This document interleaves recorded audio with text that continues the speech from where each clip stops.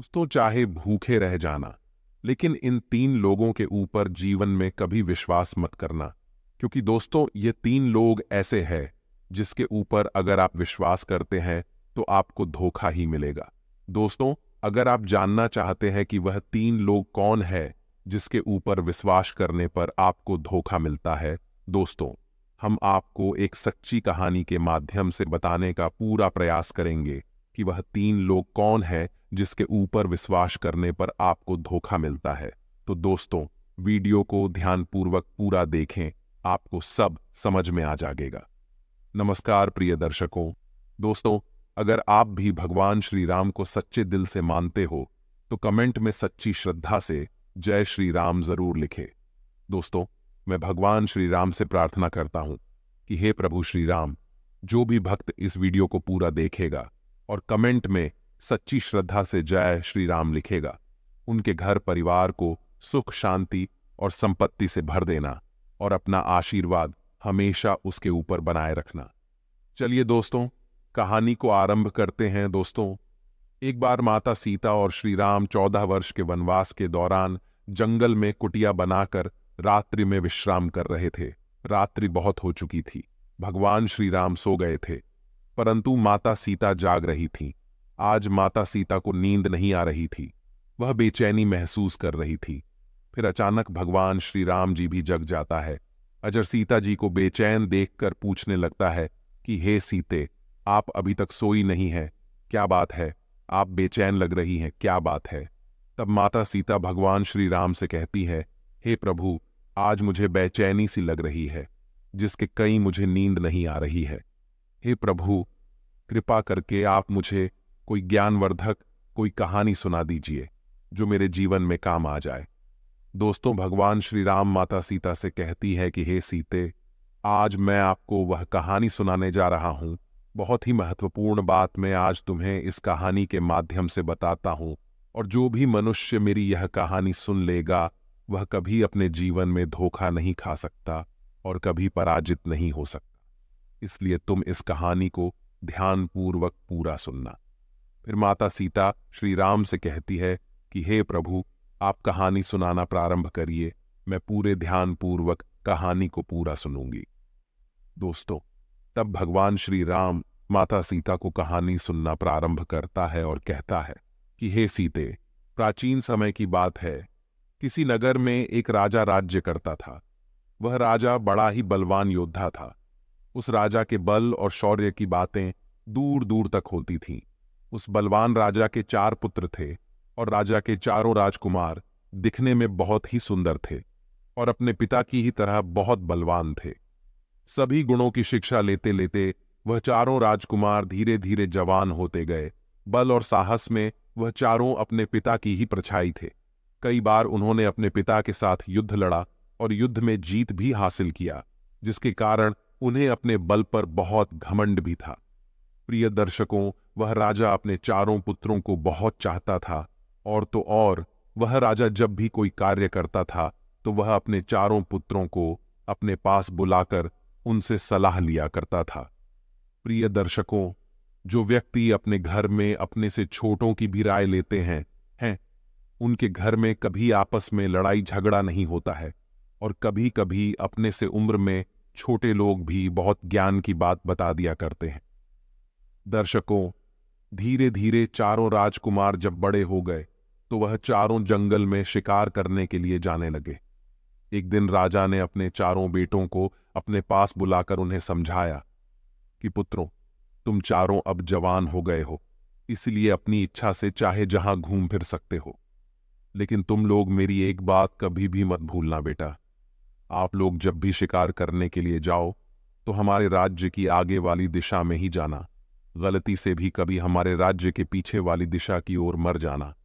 अगर पुत्रों, आप लोग कभी भी भूलवश भी राज्य के पीछे की दिशा की ओर चले गए तो आप लोग बहुत बड़े संकट में से गिर जाओगे।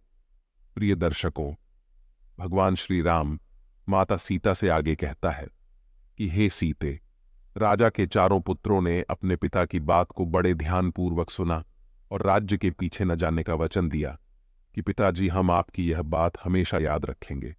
हम भूल से भी कभी राज्य के पीछे वाली दिशा में शिकार करने के लिए नहीं जाएंगे। प्रिय दर्शकों, भगवान श्री राम माता सीता से आगे कहता है कि हे सीते, अब अगला दिन होता है और हर दिन की तरह जब वह चारों राजकुमार अपने घोड़ों पर सवार होकर अपने पिता के आदेश के अनुसार राज्य के आगे वाली दिशाओं में शिकार करने के लिए जाने लगे और वह चारों राजकुमार अब राज्य के पीछे वाली दिशा की ओर शिकार करने के लिए नहीं जाते थे, इसी प्रकार आगे की तीनों दिशाओं में कई दिनों तक वह चारों शिकार करते रहे। प्रिय दर्शकों, एक दिन की बात है, राजा के चारों राजकुमार जब शिकार करने के लिए जंगल में गए तो पूरे दिन तो वह शिकार को ढूंढते रहे, लेकिन उन्हें कहीं कोई शिकार नहीं मिला।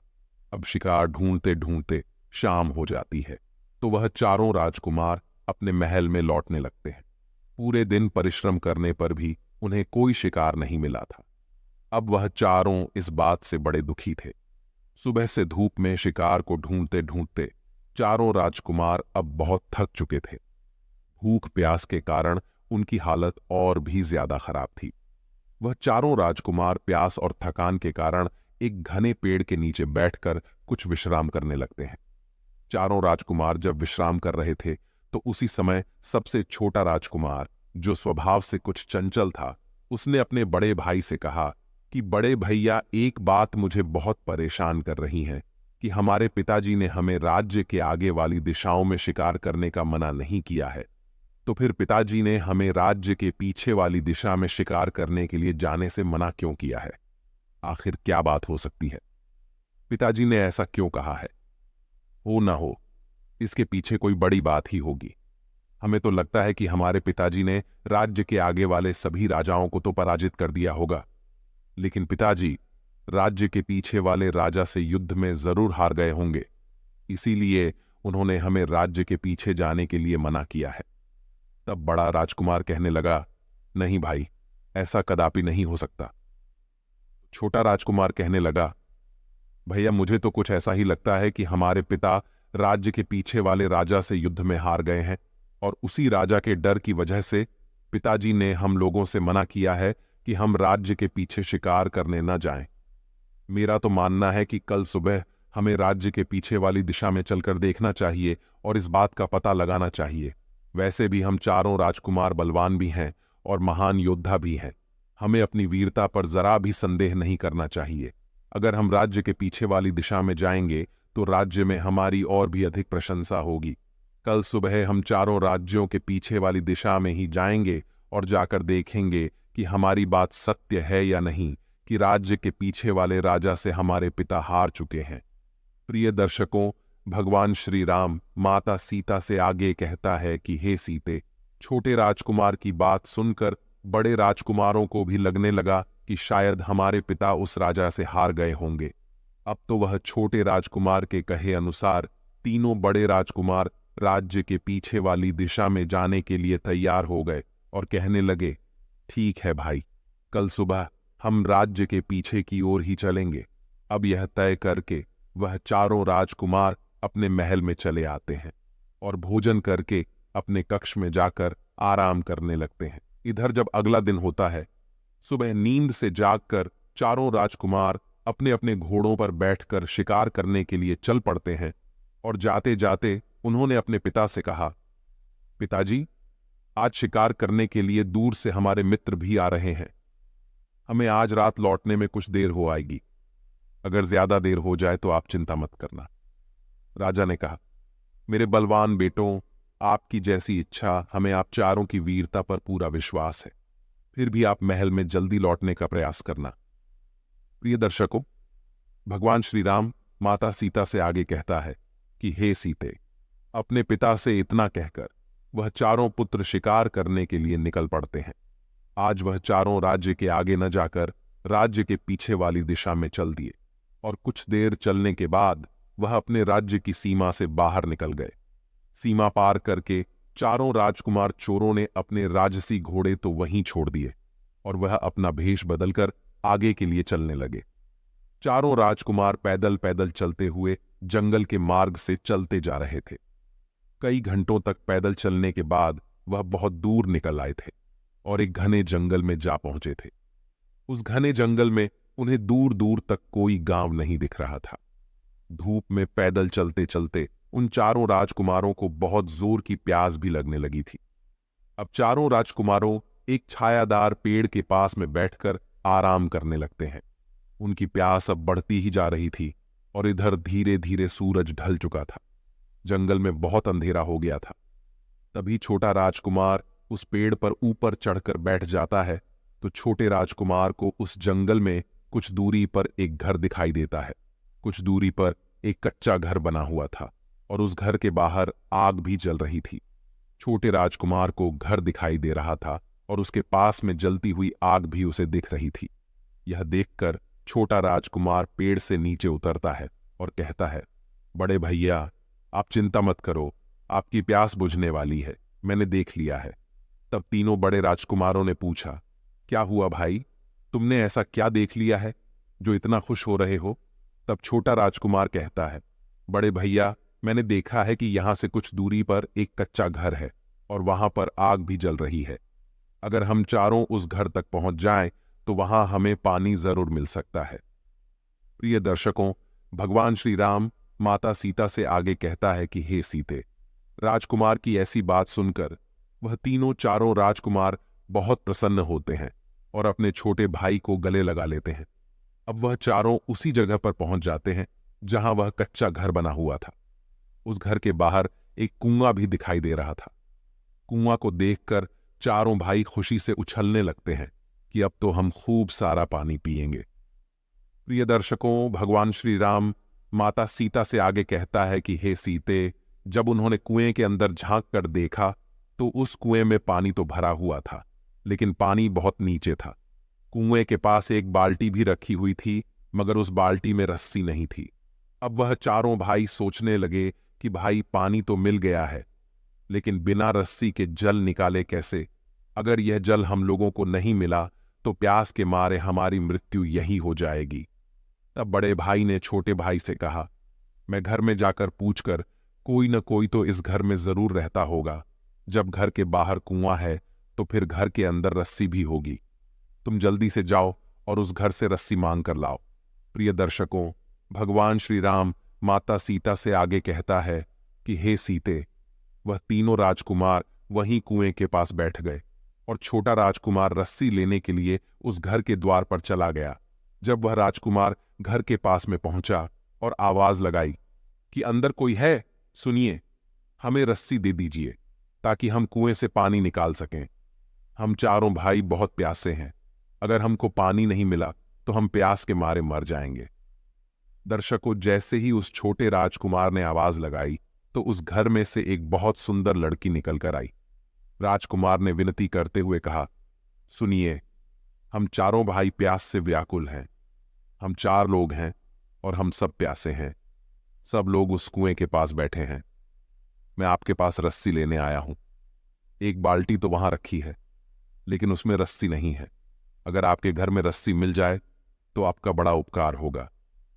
प्रिय दर्शकों, भगवान श्री राम माता सीता से आगे कहता है कि हे सीते, वह लड़की बहुत रूपवान थी और वह छोटा राजकुमार भी बड़ा रूपवान था। वह लड़की उसे देखते ही उस पर मोहित हो गई। सोचने लगी, आज तो घर बैठे राजकुमार चलकर आया है, इस खूबसूरत युवक को मैं अपना पति बनाऊंगी। वह लड़की द्वार पर खड़े खड़े उसे देखती ही रह गई। राजकुमार कहता है, हे लड़की, तुम किस सोच में पड़ गई हो? अगर आपके पास रस्सी हो तो हमें दे दो दर्शकों। वह लड़की जो थी उस राजकुमार से कहती है, ठीक है, कुछ समय रुको, मैं अपनी बड़ी बहन से पूछ कर आती हूं। तब वह सुंदर लड़की अंदर जाती है और अपनी बड़ी बहन से कहती है कि बहन, एक युवक आया है जो देखने में राजकुमार मालूम पड़ता है। वह द्वार पर खड़ा है और रस्सी लेने के लिए आया है।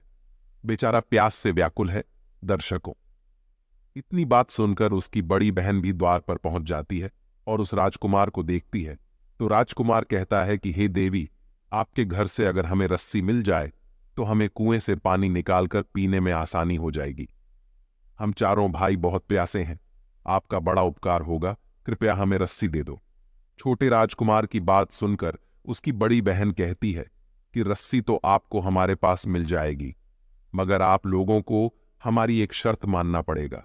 अगर उस शर्त को आप लोगों ने पूरा कर दिया तो हम आपको रस्सी अवश्य देंगे, और रस्सी ही नहीं बल्कि हम स्वयं आपको पानी पिलाएंगे और हमारे घर में आराम करने के लिए आपको चारपाई भी देंगे। प्रिय दर्शकों, भगवान श्री राम माता सीता से आगे कहता है कि हे सीते। तब छोटा राजकुमार कहता है, ठीक है, आप कुछ देर इंतजार करिए, मैं पहले अपने भाइयों से पूछ लेता हूं, वह जैसा कहेंगे हम वैसा ही करेंगे। दर्शकों, वह राजकुमार भागता हुआ अपने तीनों भाइयों के पास में जाता है और सारी बात उनसे कहता है कि भाइयों, पानी तो पीने को मिल जाएगा, लेकिन उन लड़कियों की कोई शर्त है, हमें वह माननी पड़ेगी। उन्होंने कहा कि अगर आप हमारी शर्त मान लेते हो तो आपको प्यास बुझाने के लिए पानी भी मिलेगा, खाना भी मिलेगा और आराम करने के लिए चारपाई भी मिलेगी। प्रिय दर्शकों, वहां चारों राजकुमार बहुत प्यासे थे।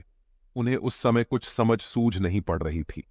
वह उस समय पानी पीकर सिर्फ अपनी जान बचाना ही सही समझ रहे थे।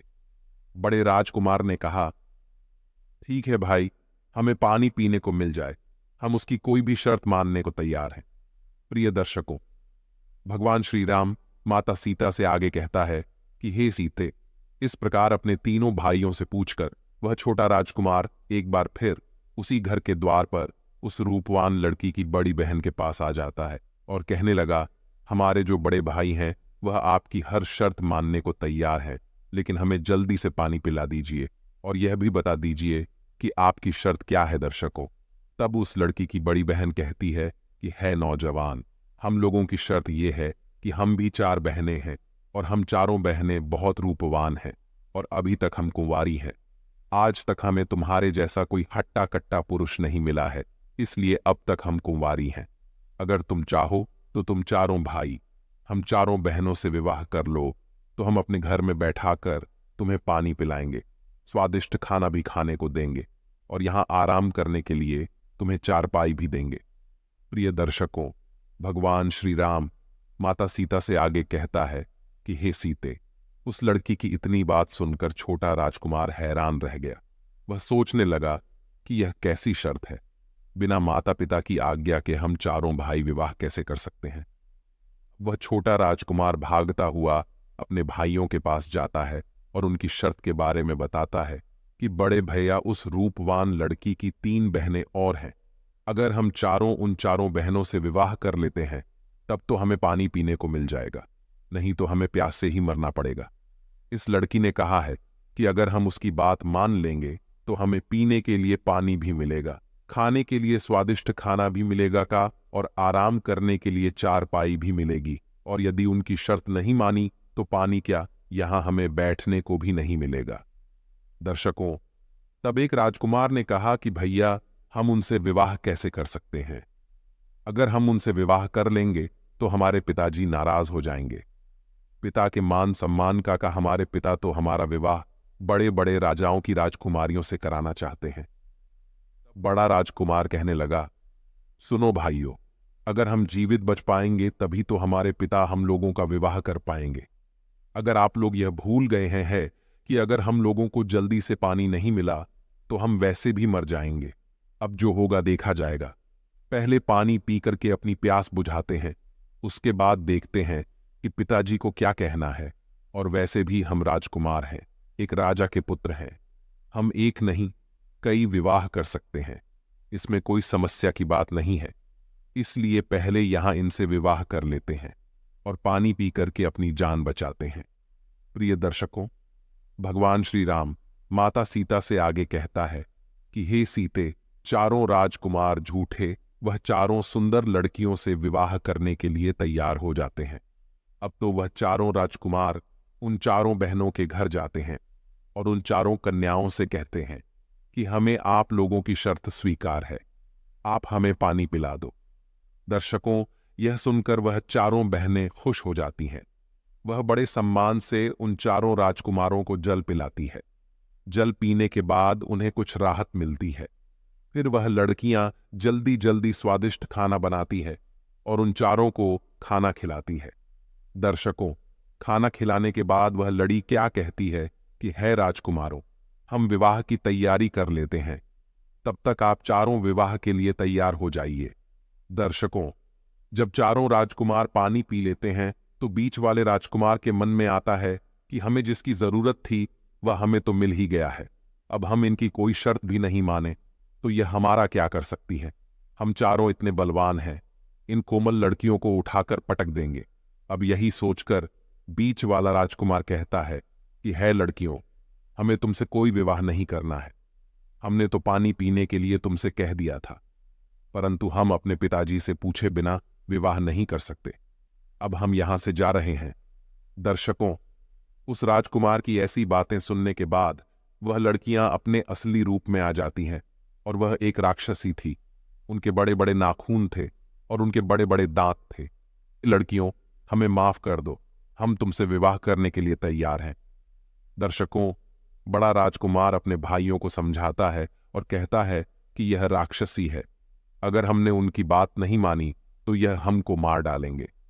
प्रिय दर्शकों, भगवान श्री राम माता सीता से आगे कहता है कि हे सीते, अब तो उन चारों का विवाह हो जाता है। और विवाह करके वहां चारों लड़कियां बड़ी खुश थीं। वह अपने अपने पति के साथ खूब मौज मस्ती करती थी और अपने पतियों को रोज स्वादिष्ट स्वादिष्ट भोजन बनाकर खिलाया करती थी। दर्शकों, इस प्रकार कई दिन निकल जाते हैं। पत्नियों के हाथ का स्वादिष्ट भोजन खाकर चारों राजकुमार खूब मोटे ताजे हो रहे थे। चारों राजकुमारों के चेहरे पर अलग ही तेज चमक रहा था। तभी तीनों बड़े राजकुमार देखते हैं कि हमारा छोटा भाई सूख चुका है और इतना स्वादिष्ट भोजन मिलने के बाद भी यह इतना पतला होता जा रहा है। तब बड़ा राजकुमार अपने छोटे भाई से पूछता है कि भाई, तुम्हें क्या हो गया है? तुम्हारी तबीयत खराब नहीं है? इतना स्वादिष्ट भोजन हमें यहां मिलता है, लेकिन तुम उसके बाद भी सूखते ही जा रहे हो। क्या तुम्हें कोई दुख तकलीफ है? तब छोटा राजकुमार बताता है कि भैया, मेरी पत्नी मुझे प्रेम से खाना नहीं खिलाती है। मैं जब भी उसके साथ खाना खाने बैठता हूं तो वहीं दूसरी ओर मुंह करके रोने लगती है और उसको रोता देखकर मुझसे खाना नहीं खिलाता है और मैं भूखा रह जाता हूं। इसलिए मैं इतना सूख चुका हूं, मुझे समझ में नहीं आता है कि मेरी पत्नी क्यों रोती है और वह बताती भी नहीं है। दर्शकों, तब उसका बड़ा भाई कहता है, यानी बड़ा राजकुमार कहता है कि भाई, जरूर कोई तो वजह होगी, तुम्हारी पत्नी ऐसे क्यों रोती है। वह तुम्हें खाना खिलाते समय ही क्यों रोती है? इसका जरूर कोई कारण होगा। तुम्हें उससे पूछना चाहिए कि वह क्यों रोती है। तब वह छोटा राजकुमार कहता है कि भैया, मैंने उससे 1000 बार पूछा है, परंतु वहां मुझे नहीं बताती है कि वह क्यों रोती है। वह बस इतना बोल देती है कि मेरी आदत है रोने की। जब भी मेरा रोने का मन होता है तो मैं रोने लगती हूं। वह ऐसे ही कोई ना कोई बहाना बना देती है, परंतु वह बताती नहीं है कि मेरे खाना खाते समय वह क्यों रोती है। और भैया, मेरे सूख कर पतले होने का एक और कारण है कि मुझे अपने घर की बहुत याद आती है। मुझे पिताजी और माता की बहुत याद आती है। प्रिय दर्शकों, भगवान श्री राम माता सीता से आगे कहता है कि हे सीते। तक बीच वाला राजकुमार कहता है कि भाई, मैं तुम्हें एक योजना बताता हूं। आज जब तुम खाना खाने बैठो तो तुम अपनी पत्नी से कहना कि जब तक तुम मुझे अपने रोने का कारण नहीं बताओगी तब तक मैं खाना नहीं खाऊंगा और भूखा ही मर जाऊंगा। तब छोटा राजकुमार कहता है कि अरे भाई, मुझे भूखा नहीं मरना है, वैसे ही तो मैं इतना पतला हो चुका हूं। अगर मैंने खाना नहीं खाया तो मैं सच में मर जाऊंगा। दर्शकों, बड़ा राजकुमार कहता है कि अरे मूर्ख, तुझे सच में भूखा नहीं मरना है। तुझे सिर्फ उसके सामने नाटक करना है और ये रहस्य को पता करना है कि वो तेरे खाना खाते समय क्यों रोती है। प्रिय दर्शकों, भगवान श्री राम माता सीता से आगे कहता है कि हे सीते। अब तो छोटे राजकुमार को बात समझ में आ जाती है और वह मन में विचार करता है कि आज रात ही मैं अपनी पत्नी के सामने ऐसा नाटक करूंगा। दर्शकों, अब धीरे धीरे रात हो जाती है और उसकी पत्नी अपने पति के लिए खाना लेकर कमरे में आती है और वह छोटा राजकुमार खाना खाने लगता है। तभी उसकी पत्नी दूसरी ओर मुंह करके रोने लगती है। तब वह राजकुमार पूछता है कि हे प्रिय, तुम क्यों रो रही हो? जब भी मैं खाना खाता हूं तो तुम क्यों रोती हो? आज तुम्हें बताना ही होगा। तब उसकी पत्नी कहती है कि पिया जी, आप खाना खा लीजिए। मेरी तो आदत है, मेरा जब भी मन होता है तो मैं थोड़ा रो लेती हूं। दर्शकों, लेकिन वह छोटा राजकुमार समझ रहा था कि यह मेरी पत्नी मुझसे झूठ बोल रही है। तब वह कहता है कि हे प्रिय, आज तो तुम्हें बताना ही होगा कि तुम क्यों रोती हो। अगर तुमने नहीं बताया तो मैं भूखा ही मर जाऊंगा, मैं अन्य का एक दाना भी नहीं खाऊंगा। दशकों तक वह राजकुमार की पत्नी कहती है कि अरे पिया जी, आप ऐसा मत करिए, आप मर जाएंगे तो फिर मेरा क्या होगा। मैं आपसे बहुत प्रेम करती हूं। चलिए, मैं अपने रोने का कारण आपको बता देती हूं दर्शकों। अब तो वह राजकुमार की पत्नी उसे अपने रोने का कारण बताने लगती है। वह कहती हैं कि प्रिया जी, मेरे रोने का कारण यह है कि मेरी जो बहनें हैं यह एक राक्षसी हैं और मैं भी एक राक्षसी हूँ। मेरी बहनें रोज जंगल में जाती हैं और अपने खाने के लिए मांस लेकर आती है। अलग अलग जानवरों का मांस वह रोज खाती है और जीवित रहती है। पिया जी, मैं इस बात को लेकर चिंतित हूं कि जिस दिन उन्हें जंगल में किसी जानवर का मांस नहीं मिलेगा, उस दिन वह आपके भाइयों को खा जाएंगे और आपके तीनों भाई मारे जाएंगे। आप अपने भाइयों से बहुत प्रेम करते हैं, तो यह देखकर आपको बहुत बुरा लगेगा और हो सकता है कि उसके कारण आप मुझसे प्रेम करना छोड़ देंगे। मैं आपके साथ कभी ऐसा नहीं करूंगी, क्योंकि मैं आपसे बहुत प्यार करती हूं। परंतु मेरी जो तीनों बहनें हैं वह किसी से सच्चा प्यार नहीं करती हैं। उन्हें जिस दिन अपनी भूख मिटाने के लिए भोजन नहीं मिलेगा तो वह अपने पति को ही खा जाएंगे। इसी बात को लेकर मैं बड़ी चिंतित हूं कि कहीं मेरी बहनों के कारण मुझे आपसे दूर ना होना पड़े, कहीं आप मेरा त्याग न कर दें। प्रिय दर्शकों, तक वह छोटा राजकुमार कहता है कि प्रिय, अगर ऐसी बात है, इसका मतलब है कि हमारे भाइयों के प्राण संकट में है और कभी भी उनकी पत्नियां उन्हें अपना भोजन बना सकती हैं। क्या तुम्हारी बहनों से बचने का कोई रास्ता नहीं है? तब उसकी पत्नी कहती है कि पिया जी, मैं आपको और आपके भाइयों को मेरी बहनों से सकती हूं, परंतु मेरी एक शर्त है और आप चारों भाइयों को मेरी शर्त मानना होगा। अगर आप मेरी शर्त मान जाते हो तो मैं आप चारों राजकुमारों को अपनी बहनों के हाथों मरने से बचा लूंगी। प्रिय दर्शकों, भगवान श्री राम माता सीता से आगे कहता है कि हे सीते, अब अपनी पत्नी की बातें सुनने के बाद वह छोटा राजकुमार कहता है कि प्रिय, मैं अपने तीनों भाइयों से पूछ कर आता हूं। अगर वह तुम्हारी शर्त मानने के लिए तैयार होंगे तो मैं आकर तुम्हें बताऊंगा। प्रिय दर्शकों, भगवान श्री राम माता सीता से आगे कहता है कि हे सीते, अब वह तीनों बहनें अपने भोजन की तलाश में जंगल के लिए निकल जाती हैं और वह छोटे राजकुमार की जो पत्नी थी वह नहीं जाती है। इधर छोटा राजकुमार अपने तीन बड़े भाइयों से सलाह मशवरा करने के लिए आता है और कहता है कि बड़े भैया, मेरी बात ध्यान से सुनो। मेरी पत्नी ने बताया है कि वह क्यों रोती है।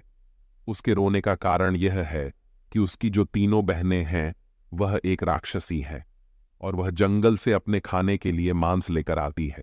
मेरी पत्नी ने कहा है कि जिस दिन उन्हें जंगल में खाने के लिए मांस नहीं मिलेगा, उस दिन वह आप तीनों को मारकर खा जाएंगे और इसीलिए हम सभी के प्राण संकट में हैं। कभी भी हमारी पत्नियां हमें मार सकती हैं। दशकों तक वह बड़ा राजकुमार कहता है कि भाई, इस संकट से बचने का कोई रास्ता जरूर होगा। तुम अपनी पत्नी से पूछो कि क्या हम इन राक्षसों से बचकर भाग सकते हैं। तब वह छोटा राजकुमार कहता है कि भैया, मैंने अपनी पत्नी से पूछ लिया है। उसने बताया है कि वह हमें मरने से बचा लेगी, परंतु उसकी एक शर्त है दर्शकों। तब बीच वाला राजकुमार कहता है कि अरे भाई, तू उस दिन भी एक शर्त लेकर आया था और तेरी उस शर्त के कारण आज हम इतनी बड़ी मुसीबत में फंस गए हैं। अब आज फिर तू एक शर्त लेकर आया है, जाकर अपनी पत्नी को कह दे कि हम उसकी कोई शर्त नहीं मानेंगे। तब बड़ा राजकुमार कहता है कि अरे भाई, यह समय आपस में लड़ाई झगड़ा करने का नहीं है। अगर हमारे प्राण संकट में है और वह हमारे प्राण बचा सकती है तो हमें उसकी शर्त मान लेना चाहिए। अब वह बड़ा राजकुमार कहता है कि भाई, हम तुम्हारी पत्नी की शर्त मानने के लिए तैयार है। जाकर अपनी पत्नी से कह दो कि वह हम सबके प्राण बचा लें। अब वह छोटा राजकुमार अपने कमरे में जाता है और अपनी पत्नी से कहता है कि प्रिय भैया ने कहा है कि हम तुम्हारी शर्त मानने के लिए तैयार है। अब तुम हमें बताओ कि क्या करना होगा और तुम्हारी शर्त क्या है। प्रिय दर्शकों, भगवान श्री राम माता सीता से आगे कहता है कि हे सीते, तक वह कहती हैं कि प्रिया जी, मेरी बस एक ही शर्त है कि मैं आपके साथ अपना जीवन बिताना चाहती हूं। मरते दम तक मैं आपके साथ रहना चाहती हूं। इसलिए आपको अपने साथ साथ मेरे प्राण भी बचाना होगा। यही मेरी शर्त है दर्शकों। अब तो वह छोटा राजकुमार कहता है कि प्रिया, अगर तुम हमारे प्राण बचा रही हो और अपनी बहनों से धोखा कर रही हो तो हम तुम्हारे प्राण अवश्य बचाएंगे। तुम बताओ कि हमें क्या करना होगा। दर्शकों, अब बहुत छोटे राजकुमार की पत्नी उसे बताती है कि पिया जी, आपको शिकार करने के लिए जंगल में जाना होगा। आप चारों राजकुमार को एक साथ जाना होगा और वह जंगल में जाकर अपने आप को घायल करना होगा और वापस आना होगा। जब आप घायल होकर वापस आएंगे तो मेरी बहनें आप लोगों से पूछेंगे कि जंगल में क्या हो गया और आप घायल कैसे हो गए। तब आपको बताना होगा कि जंगल में कुछ लुटेरे आए थे जिनके घोड़े बहुत तेज भागते हैं और उन्होंने हमारे घोड़े लूट लिए हैं और हमारा धन भी लूट लिया है। हमारे घोड़े बहुत धीरे भागते हैं, इसलिए हम उनसे हार गए और पराजित हो गए। प्रिय दर्शकों, भगवान श्री राम माता सीता से आगे कहता है कि हे सीते, उस छोटे राजकुमार की पत्नी आगे कहती हैं कि प्रिया जी, उसके बाद मेरी बहनें आपसे पूछेंगे कि आप क्या चाहते हो। तब आपको बोलना है कि हमें आपके तेज दौड़ने वाले घोड़े दे दीजिए। हम शिकार करने जाएंगे और अच्छे अच्छे शिकार करके लाएंगे। तब वह मेरी बहनें आपको तेज दौड़ने वाले घोड़े दे देंगी और आप चारों भाई उन घोड़े पर सवार होकर और इस जंगल को पार करके अपने राज्य में चले जाना। अगर एक बार आप इस जंगल को पार करके और जंगल की सीमा से अपने राज्य में पहुंच गए तो मेरी बहनों की शक्ति काम नहीं करेगी, क्योंकि हमारी शक्ति सिर्फ इस जंगल में ही काम करती है और जंगल की सीमा के बाहर हमारी कोई शक्ति काम नहीं करती है। अगर आप में एक बार इस जंगल को पार कर लिया तो मेरी बहन आपका कुछ नहीं बिगाड़ पाएंगे और आपके प्राण बच जाएंगे। प्रिय दर्शकों, भगवान श्री राम माता सीता से आगे कहता है कि हे सीते, अब तो छोटे राजकुमार को अपनी पत्नी की बात समझ में आ गई थी। वह तुरंत अपने भाइयों के पास गया और उनको सारी बात बताई कि किस प्रकार हमें अपने प्राण बचाकर यहां से भागना है। अब तो चारों राजकुमार पूरी योजना को समझ गए थे। अगले ही दिन वह राजकुमार शिकार करने का बहाना करके जंगल में चले जाते हैं और जंगल में जाकर एक दूसरे को घायल कर देते हैं। प्रिय दर्शकों, एक दूसरे को घायल करने के बाद वह चारों राजकुमार वापस घर पर आ जाते हैं और घर आकर जब उनकी पत्नियां देखती हैं कि हमारे पति बहुत घायल हैं और रक्त बह रहा है, तो वह पूछती है कि आपकी ऐसी हालत किसने खड़ी है? इस जंगल में ऐसी किसकी हिम्मत है जो हमारे पति के साथ ऐसा किया है? तब वह चारों राजकुमार बताते हैं कि जंगल में आज लुटेरे आए थे और उनके घोड़े बहुत तेज दौड़ रहे थे। उन्होंने हमारे घोड़े लूट लिए और हमारा धन लूट कर ले गए हैं। हमारे घोड़े बड़े धीरे दौड़ते हैं, इसलिए हम उनसे पराजित हो गए। दर्शकों, अब वह पत्नियां पूछने लगी कि पियाजी बताइए, हम आपकी क्या सहायता कर सकते हैं? अगर आप चाहे तो हम उन लुटेरों को मारकर आपके सामने आपके चरणों में लाकर रख सकते हैं। तब वह राजकुमार कहते हैं कि नहीं प्रिय, आप एक स्त्री हो। अगर हमारे शत्रु को आप दंड दोगी तो इससे हमारी बदनामी होगी। सब कहेंगे कि राजकुमार बड़े ही कमजोर हैं, जो अपने शत्रु को अपनी स्त्री से पिटवा रहे हैं। तब वह पत्नियां कहती हैं कि बताइए स्वामी, अगर हम आपकी ऐसे सहायता नहीं कर सकते हैं तो फिर हम आपके लिए क्या कर सकते हैं? तब वह राजकुमार कहते हैं कि प्रिय, हमारे घोड़े तो चले गए, अब कल फिर वहां लुटेरे आएंगे। अगर आप हमें अपने तेज दौड़ने वाले घोड़े दे दें तो बड़ी सहायता होगी। हम जंगल से आपके लिए आज अच्छे अच्छे शिकार करके लाएंगे। प्रिय दर्शकों, भगवान श्री राम माता सीता से आगे कहता है कि हे सीते, राजकुमारों की इतनी बात सुनने के बाद उनकी पत्नियां विचार करती हैं और सोचती हैं कि ठीक ही कह रहे हैं। अगर यह अच्छे अच्छे शिकार करके लाएंगे तो हमारा भी पेट भरता रहेगा। तब वह बड़ी राक्षसी अपनी छोटी बहन से कहती है कि बहन जाओ और चारों राजकुमारों को हमारे सबसे तेज दौड़ने वाले घोड़े दे दो। अब वह छोटी राक्षसी चारों राजकुमारों को लेकर बगीचे में जाती है और सबसे तेज दौड़ने वाले घोड़े उन्हें दे देती है और कहती है कि जितनी जल्दी हो सके आप इस जंगल की सीमा को पार कर जाओ। दर्शकों, अब तो वह चारों राजकुमार उस छोटी वाली राक्षसी का बहुत बहुत धन्यवाद करते हैं। वह कहते हैं कि आपने हमारी जान बचाई, उसके लिए हम आपके आभारी हैं।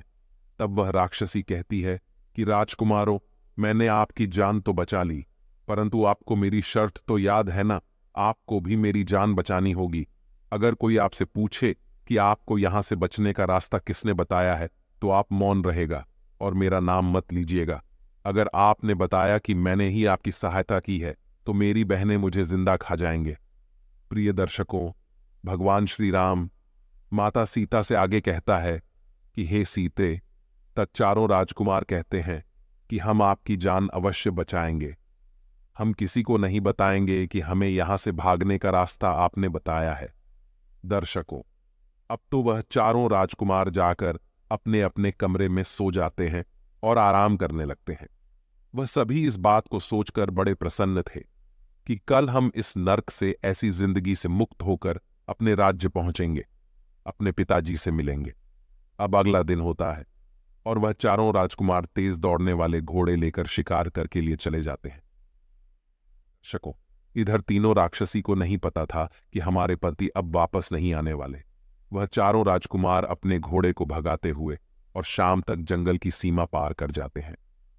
इधर शाम के समय जब राक्षसी देखती है कि अंधेरा हो गया है, परंतु हमारे पति अभी तक नहीं आए हैं, तो वह अपनी छोटी बहन से कहती है कि जाओ और देख कर आओ कि वह चारों राजकुमार कहाँ हैं।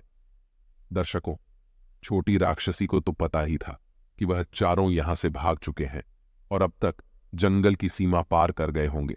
वह थोड़ी दूर जाती है और घूम कर आ जाती है और कहती है कि बहन, वह चारों तो यहां है ही नहीं, लगता है वह भाग गए। तब वह तीनों राक्षसी क्रोध में आ जाती है और अपने बड़े बड़े नाखून निकालती है और अपनी बड़ी बड़ी आंखें लेकर जंगल की ओर चल पड़ती है। जंगल में चलते चलते वह जंगल की सीमा तक पहुंच जाती है और देखती है कि वह चारों राजकुमार जंगल की सीमा के दूसरी ओर पहुंच गए हैं और अब हम उनका कुछ नहीं बिगाड़ सकते। दर्शकों, यह देखकर बड़ी वाली राक्षसी को बड़ा क्रोध आता है। वह कहती हैं कि है राजकुमारों, अब तो आप बच गए हो, अब हम आपका कुछ नहीं बिगाड़ सकते, परंतु जाते जाते हमें एक बात बता दीजिए कि यहां से भागने का रास्ता आपको किसने बताया था? आपको कैसे पता चला कि जंगल की सीमा के पार हमारी शक्ति काम नहीं करती है? दर्शकों, तक वहां तीनों जो बड़े राजकुमार थे वह सोचते हैं कि हम तो अपने प्राण बचा ही चुके हैं, अब हमें इस छोटी वाली राक्षसी से क्या लेना देना। चलो इन्हें बता देते हैं कि तुम्हारी ही छोटी बहन ने तुम्हारे साथ विश्वासघात किया है और हमारे प्राण बचाए हैं। अब तो दर्शकों, वहां तीनों बड़े राजकुमार बताने वाले होते हैं। तभी वह छोटा राजकुमार कहता है कि भैया, कृपया करके आप ऐसा मत करिए। मेरी पत्नी ने हम सबके प्राण बचाए हैं और अंत में हम उसके साथ विश्वासघात नहीं कर सकते। अगर हम ऐसा करेंगे तो हमें बहुत पाप लगेगा। प्रिय दर्शकों, भगवान श्री राम माता सीता से आगे कहता है कि हे सीते, लेकिन वह तीनों बड़े राजकुमार बहुत ही क्रोध में थे और बहुत ही दुष्ट थे। वह अपना वचन भूल गए थे जो उन्होंने उस छोटी राक्षसी को दिया था। वह जंगल की सीमा के उस पार से चिल्लाते हैं कि ही राक्षसी, तुम्हारी छोटी बहन ने ही तुम्हारे साथ विश्वासघात किया है और उसी ने हमें तुमसे बचने का रास्ता बताया है।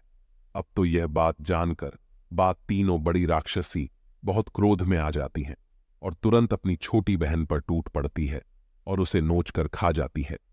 ये देखकर वह छोटा राजकुमार बहुत दुखी होता है और रोने लगता है। वह कहता है कि भैया, आपने ऐसा क्यों किया? इसने हमारे प्राण बचाए थे, आपको ऐसा नहीं करना चाहिए था। तब वह बड़े राजकुमार कहते हैं कि अरे मूर्ख, इससे हमारा कोई लेना देना नहीं है, यह एक राक्षसी थी, तू इससे इतना प्रेम क्यों करने लगा है? तो हमारे राज्य में चल, पिताजी बहुत सुंदर राजकुमारी से विवाह कराएंगे।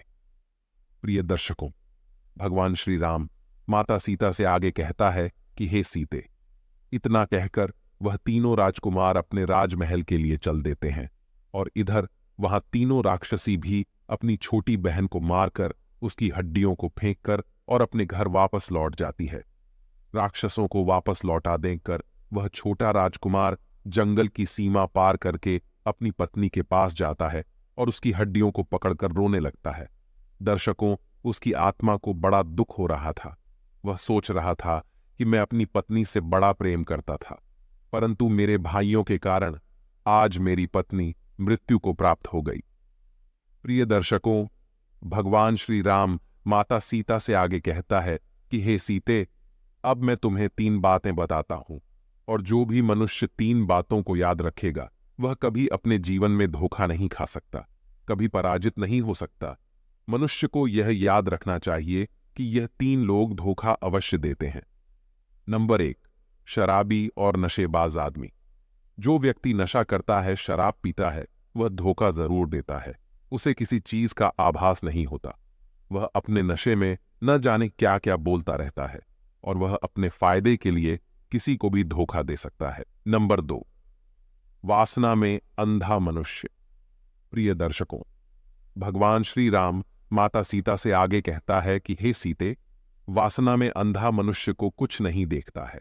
वह अपने कुल का, अपने परिवार का नाश होते हुए भी देख सकता है, परंतु उसे अपनी वासना की पूर्ति करनी होती है, जिसके लिए वह किसी को भी धोखा दे सकता है। वासना में अंधा मनुष्य कभी किसी का सगा नहीं हो सकता।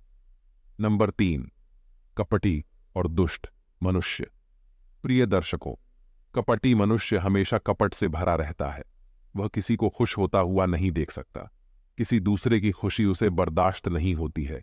वह सिर्फ अपना भला होता हुआ देख सकता है, इसलिए वह हर मनुष्य को धोखा देता है।